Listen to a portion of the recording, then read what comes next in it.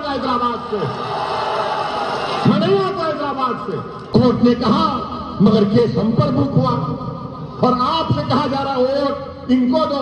ओवैसी भी जाएंगे दुनिया से, योगी भी जाएंगे, मोदी भी जाएंगे, अखिलेश भी जाएंगे, सब जाएंगे, सब जाएंगे। इस दुनिया से कोई नहीं बचेगा। योगी सरकार ने हम पर केस बुक कर दिया, नॉन अवेलेबल सेक्शन लगा दिए। मुबारक हो आपको, आपने केस बुक कर दिया हम पे। हम बोले लेकर जाओ, हम ससुराल को जाने तैयार हैं।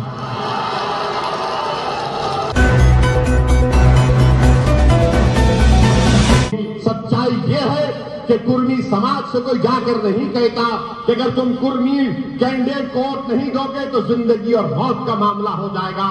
कोई यादवों को जाकर नहीं कहता कि अगर तुम यादव को वोट नहीं दोगे तो जिंदगी और मौत की बात हो जाएगी। कोई ब्राह्मण समाज के लोगों को जाकर नहीं कहता कि वोट नहीं दोगे तो जिंदगी और मौत की बात हो जाएगी। कोई ठाकुरों से जाकर नहीं कहता कि अगर ठाकुर को वोट नहीं दोगे तो जिंदगी और मौत की बात हो जाएगी। कोई राजभरों से जाकर नहीं कहता आखिर उत्तर प्रदेश में 19% मुसलमानों को क्यों डराया जाता है मौत से, क्यों डराया जाता है कि चुनाव आ गए जिंदगी और मौत का बात हो गई। असदुद्दीन ओवैसी आता उत्तर प्रदेश को, मैं यहां पर अपनी मकबूलियत के लिए नहीं आया हूं, मैं यहां पर अपनी अना की तस्कीन के लिए नहीं आया हूं। मैं यहां पर अगर आया हूं तो इन जालिमों के जुल्म को देख कर आया, वरना मैं नहीं आता हैदराबाद से, मैं नहीं आता हैदराबाद से। और आपसे वादा कर रहा हूं कि अल्लाह सुब्हाना व तआला जब तक मुझे जिंदा रखेगा मैं उत्तर प्रदेश में आता रहूंगा, चुनाव लड़ता रहूंगा और आपकी आवाज को, आपके मसाइल को उठाता रहूंगा। अब चुनाव आ रहे तो ये दल्ले पुकार रहे जो कभी दिल्ली में, तो कभी लखनऊ में, तो कभी पूर्वांचल में, तो कभी वेस्टर्न यूपी में बैठकर आकर कहते हैं कानों में जिस तरह शैतान कहता है, खुसखुस जैसे शैतान करता है। कहेंगे नौजवानों से कि तुम नौजवान हो, जिंदगी मौत का फैसला है। बुजुर्गों से कहेंगे जिंदगी मौत की बात है। अरे आखिर कब तक तुम हमको इसी तरह डराते डराते हमारी जिंदगी को बर्बाद कर दिए। हमारे वोट तो हासिल कर लिए, ना हमको तुम चैन से जीने दे रहे, ना हमारी मौत में भी इज्जत है। अगर हमारी मौत में इज्जत होती तो हमारा बच्चा बैतुल खला में नहीं मरता। अगर नौजवानों की जिंदगी की अहमियत होती तो अल्ताफ बैतुल खला में नहीं मरता।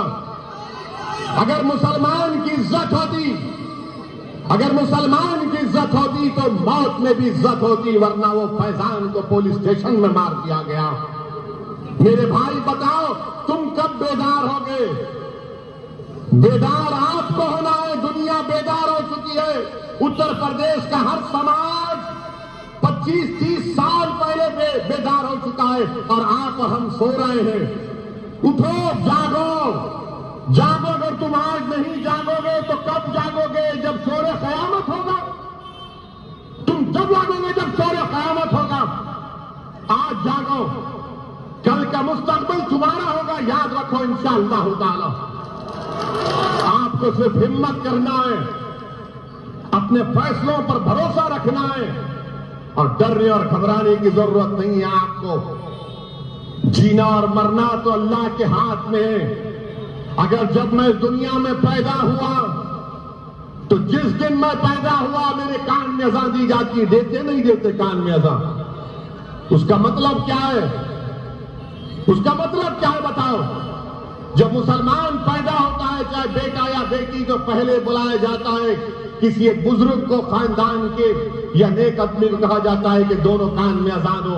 उसका मतलब यह है कि अब तुम्हारी कान में अज़ान दे दी गई, अब कभी भी तुम्हारी मौत हो सकती है और जब तुम्हारी मौत होगी तो कान में नहीं, जनाजा खड़े रहेगा और तुम्हारी नमाज जनाजा पड़ी जाएगी। तो अपनी जिंदगी तो अल्लाह के हाथ में। मौत तो बरक है, मौत तो बरक है, कोई नहीं बचेगा। असदुद्दीन ओवैसी भी जाएंगे दुनिया से, योगी भी जाएंगे, मोदी भी जाएंगे, अखिलेश भी जाएंगे, सब जाएंगे, सब जाएंगे। इस दुनिया से कोई नहीं बचेगा, सब जाएंगे। मगर जिंदगी का मियार, जिंदगी तुमने कैसे गुजारी वो देखो। मैं आपसे सिर्फ यही दर्दमंदाना गुजारिश करने आया हूं कि डर डर कर वोट मत दो इन लोगों को, डर डर कर वोट मत दो। ये कुछ नहीं किए, वोट तो ले लिए, बताओ वोट तो ले लिए, हासिल क्या किया? मेरे अजीज दोस्तों और बुजुर्गों, मेरी इज्जतदार मां और बहनों, यहां की विधानसभा में 5 साल पहले समाजवादी पार्टी से जो उम्मीदवार थे गोप साहब, क्या आपने यहां पर जो बीजेपी का विधायक है उसको वोट दिया, समाजवादी के कैंडिडेट को वोट दिया? बताओ, शर्माओ में समाजवादी को दिया ना आपने, दिया ना आपने? तब भी वो 22,000 से कैसे हार गए? हमको उसकी फिक्र नहीं है। मैं आपसे सिर्फ यही गुजारिश ने कह दिया, क्या कहा कि हमारी तपस्या में कुछ कमी थी होगी, करेंगे। मगर मेरे अजीज दोस्तों और बुजुर्गों, अभी 2 दिन पहले बीजेपी ने किसानों के कानून को वापस ले लिया, किसानों के कानून को। और फिर देश के सामने आकर देश के प्रधानमंत्री, वजीर आजम, प्राइम मिनिस्टर ने कह दिया, क्या कहा कि हमारी तपस्या में कुछ कमी थी होगी।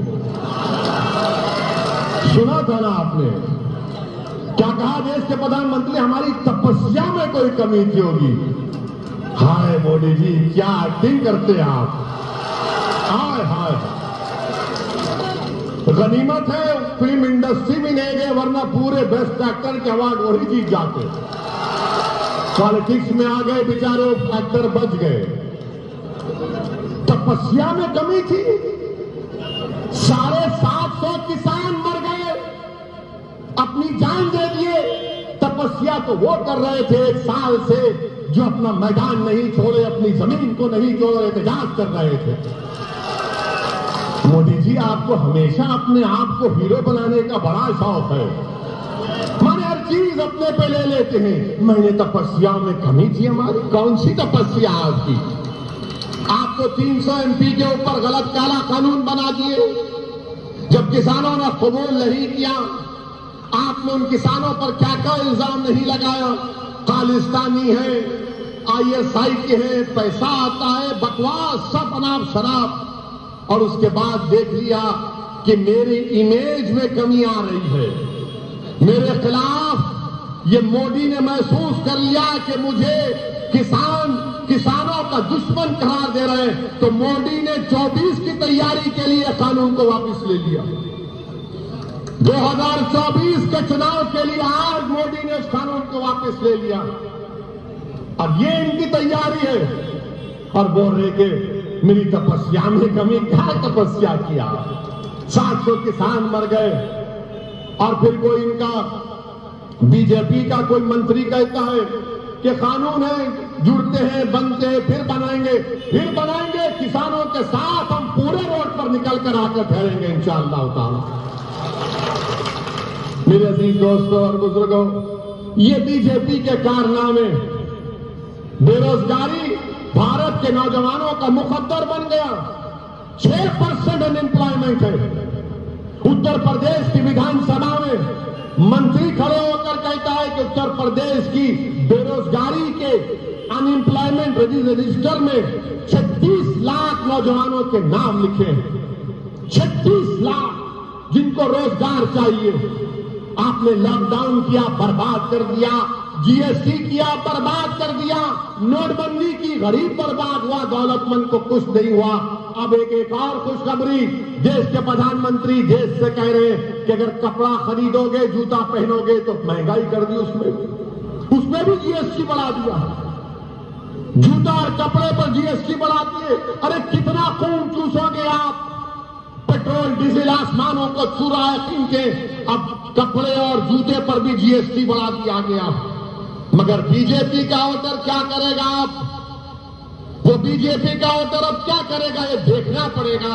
मगर मैं आपसे अपील कर रहा हूं कि आप अपनी सफों में इत्तेहाद को पैदा करिए। हम पर इल्जाम लगा इसी बाराबंकी में आज से 1 महीना पहले हमारा जलसा हुआ, जिसमें हमने बाराबंकी में जहां पर मस्जिद थी जिसको शहीद कर दिया गया था, हमने उसके बारे में बात की तो योगी सरकार ने हम पर मुकदमा लगा दिया। हम बोले लेकर जाओ, हम ससुराल को जाने तैयार हैं, जेल को लेकर जाओ, जो करते करो। अगर आपका दिल बढ़ता है कि गोली मारना, 1 नहीं 6 मारो, कर दो एनकाउंटर, क्योंकि हमारी मौत का फैसला अल्लाह कर चुका है, तुम नहीं करे, तुम नहीं कर सकते हमारी मौत का, जिंदगी का फैसला। और हम क्या कहे थे कि मस्जिद के बारे में हमने कहा था कि बाराबंकी की वहां पर मस्जिद को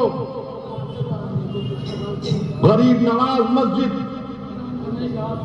रामसनाई घाट में 17/5/2021 को उस मस्जिद को शहीद कर दिया गया, तो योगी सरकार ने हम पर केस बुक कर दिया, नॉन अवेलेबल सेक्शन लगा दिए।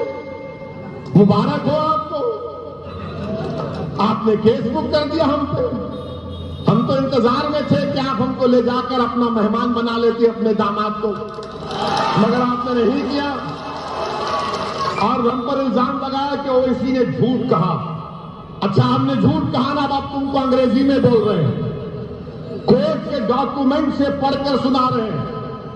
बाबा सुन लो जरा, हाईकोर्ट का ऑब्जर्वेशन क्या था। हाईकोर्ट ने कहा, from the averments made in the contempt petition as also the submission advance, prima facie it appears that the demolition of the mosque in question on 17/5/2021 by the respondent number 2 station house officer Ramsnahi Ghat Tehsil and district Barabanki as stated is in violation of direction number 4 and 5 of the order dated 22/4/2021।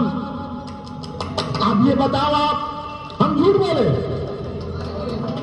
बोले, मस्जिद को आपने शहीद कर दिया। अच्छा, कोई समाजवादी का नहीं बोला मस्जिद शहीद हुई थी, कोई कांग्रेस का नहीं बोला, हम ही बोले, क्योंकि हमारी मस्जिद है। इनको क्या करना है, इनको तुम्हारे वोट से मतलब है, इनको मस्जिद से मतलब ना थी ना कभी है।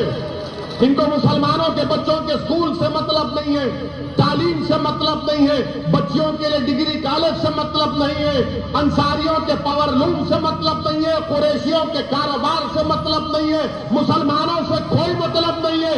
मतलब है तो तुम्हारे वोट से सिर्फ, क्योंकि जिंदगी और मौत का बात है।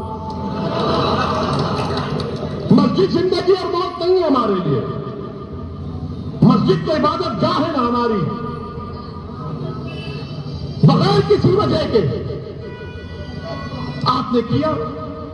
मेरे अजीज दोस्तों और बुजुर्गों, मेरी आपसे गुजारिश है कि आप एक अच्छा फैसला लीजिए। मेरे अजीज दोस्तों और बुजुर्गों, मेरी आपसे गुजारिश है कि आप एक अच्छा फैसला लीजिए। चैनल को लाइक, शेयर एंड सब्सक्राइब करें और बेल आइकन दबाना ना भूलें।